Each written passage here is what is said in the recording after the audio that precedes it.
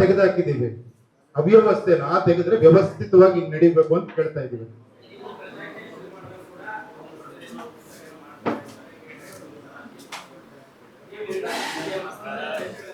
ಅದಕ್ಕೆ ಫಸ್ಟ್ ಹೇಳಿದೆ ನಾನು, ಅಲ್ಲ ಕೇಳಿ, ಅದೇ ಹೇಳಿದ್ದು, ಡಿಪೆಂಡೆಂಟ್ ಆಗಿ ಯೋಚನೆ ಮಾಡೋರ್ಗೆ ಇದಲ್ಲ, ಇಂಡಿಪೆಂಡೆಂಟ್ ಆಗಿ ಯೋಚನೆ ಮಾಡೋರ್ಗೆ. ಡಿಪೆಂಡ್ ಆಗಿರೋರು ಯಾವತ್ತೂ ಡಿಪೆಂಡ್ ಆಗೇ ಇರ್ತಾರೆ. ಯಾರೋ ಬರ್ತಾರೆ ಏನೋ ಮಾಡ್ತಾರೆ, ಅದೇ ಫಸ್ಟೇ ಹಾಕ್ಬಿಟ್ಟಿದೀವಿ. ಯಾರೋ ಬರ್ತಾರೆ ಏನೋ ಮಾಡ್ತಾರೆ ಅಂತ ಪರವಶರಾಗಿರೋರು ಇಲ್ಲಿ ಬರಬೇಡಿ, ಓಕೆನಾ? ಹಾ ಹಾ ಏನೇನು?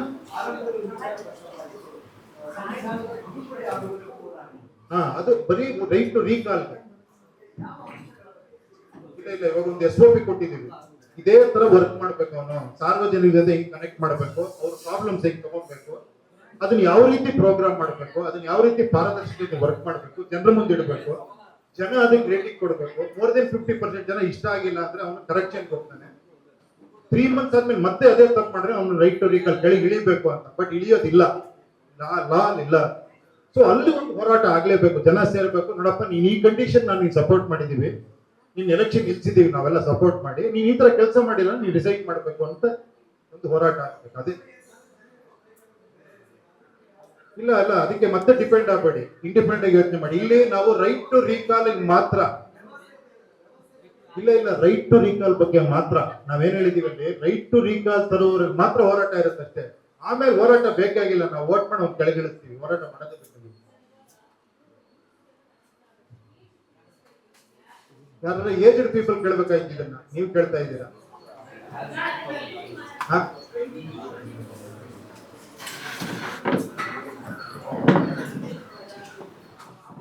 ಇಲ್ಲ, 80% ಜನರ ಜೊತೆ ಸೇರ್ಕೊಂತಾರೆ ಅವರು. 80% ಜನ ಮೊಬೈಲ್ ಯೂಸ್ ಮಾಡ್ತಾರಲ್ಲ, ಅವ್ರ ಜೊತೆ ಖಂಡಿತ ಅವ್ರು ಸೇರ್ಕೊಂತಾರೆ.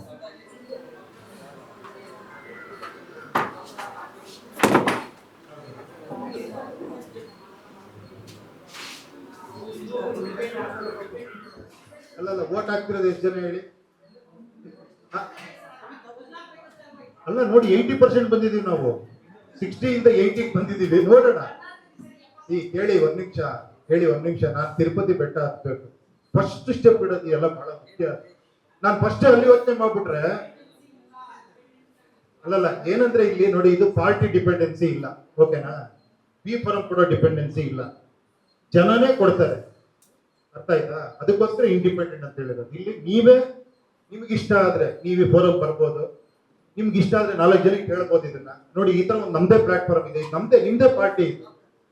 UPP ಇದಕ್ಕೆ ಸಂಬಂಧ ಇಲ್ಲ, ಓಕೆನಾ? ಇದು ನಿಮ್ದೇ ಪಾರ್ಟಿ, ನೀವು ಏರಿಯಾ ಹೋಗಿ ನೀವೇ ಕನೆಕ್ಟ್ ಆಗ್ಬೋದು, ನೀವೇ ಒಬ್ಬರು ನಿಲ್ಸ್ಕೊಬಹುದು, ನೀವೇ ಯಾರು ನಿಂತಿರೋ ಸಪೋರ್ಟ್ ಮಾಡ್ಬೋದು, ನೀವೇ ಅವ್ನಿಗೆ ಹೋಗಿ ಹೇಳ್ಬೋದು ಹಿಂಗೆ ಕೆಲಸ ಮಾಡ್ಬೇಕು ಅಂತ. ಒಂದು ಇನ್ವಾಲ್ವ್ಮೆಂಟ್ಗೋಸ್ಕರ ಅಷ್ಟೇ. ಎಲ್ಲಿವರೆಗೆ ಜನ ಇನ್ವಾಲ್ವ್ ಆಗಲ್ಲ ಅಲ್ಲಿವರೆಗೆ ಆಗಲ್ಲ. ನಾನು ಒಬ್ಬನಿಗೆ ವೋಟ್ ಮಾಡಿ ಬಿಟ್ಬಿಡ್ತೀನಿ, ಅವ್ರು ಏನ್ ಮಾಡ್ಕೊಂತಾರ ಮಾಡ್ಕೊಳ್ಳಿ ಅಂದ್ರೆ ಅದು ಖಂಡಿತ ನಾನು ಮಾಡಿದ್ರೆ ನಾಳೆ ಅದೇ ಮಾಡ್ತೀನಿ ಅಲ್ವಾ?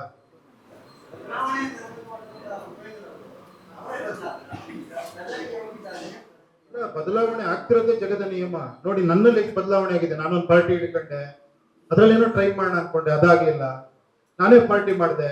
ಆಮೇಲೆ ಬಿ ಫಾರಂ ಕೊಡ್ಬೇಕಾದ್ರೆ ಎಷ್ಟು ಪ್ರಾಬ್ಲಮ್ ಬರುತ್ತೆ ಅಂತ ಗೊತ್ತಾಯ್ತು. ಜನರ ಹತ್ರನೇ ಹೋಗಿ ಅಂದ್ರೆ ಅಲ್ಲೂ ಕೂಡ ಪ್ರಾಬ್ಲಮ್ ಇದೆ. ಅಲ್ಲೇನಂದ್ರೆ ಒಬ್ಬ 100 ಸೈನ್ ಹಾಕ್ಸ್ಕೊಂಡ್ಬಂದಿರ್ತಾರೆ, ಒಬ್ಬ 80 ಸೈನ್ ಹಾಕ್ಸ್ಕೊಂಡ್ಬಂದಿರ್ತಾನೆ. 80 ಸೈನ್ ಹಾಕಿರೋ 100 ಸೈನ್ ಹಾಕಿರೋ ಬೈತಾ ಇರ್ತಾರೆ, ಸಾರ್ ಅದೆಲ್ಲ ಮೋಸ ಸಾರ್ ಅಂತ. ಅವರು ಒಂದೇ ಏರಿಯಲ್ಲಿ ಇರ್ತಾರೆ, ಅವರೇ ಮಾತಾಡ್ಕೊಬಹುದು, ಅವರೇ ಚೆಕ್ ಮಾಡ್ಕೊಬಹುದು. ಬಟ್ ನನ್ನ ಹತ್ರ ಬಂದು ಟಿಕೆಟ್ ಕೊಡ್ಬೇಕಾದ್ರೆ ಗಲಾಟೆ ಮಾಡ್ತಾರೆ. ಅಂದ್ರೆ ಅರ್ಥ ಆಯ್ತಾ ನಿಮ್ಗೆ? ಸೊ ಇದು ಟೆಕ್ನಿಕಲಿ ಇವಾಗ ಎಲ್ರಿಗೂ ಕಾಣಿಸುತ್ತೆ, ಯಾರಿಗೆ ಸಪೋರ್ಟ್ ಮಾಡಿದ್ದಾರೆ, ಯಾರಿಗೆ ಎಷ್ಟು ರೇಟಿಂಗ್ ಬಂದಿದೆ ಎಲ್ಲ ಗೊತ್ತಾಗ್ಬಿಡುತ್ತೆ. ಇಲ್ಲಿ ನಾನೇನು ಮುಚ್ಚಿನ ಅಂತದ್ದೇನಿಲ್ಲ ಇಲ್ಲಿ.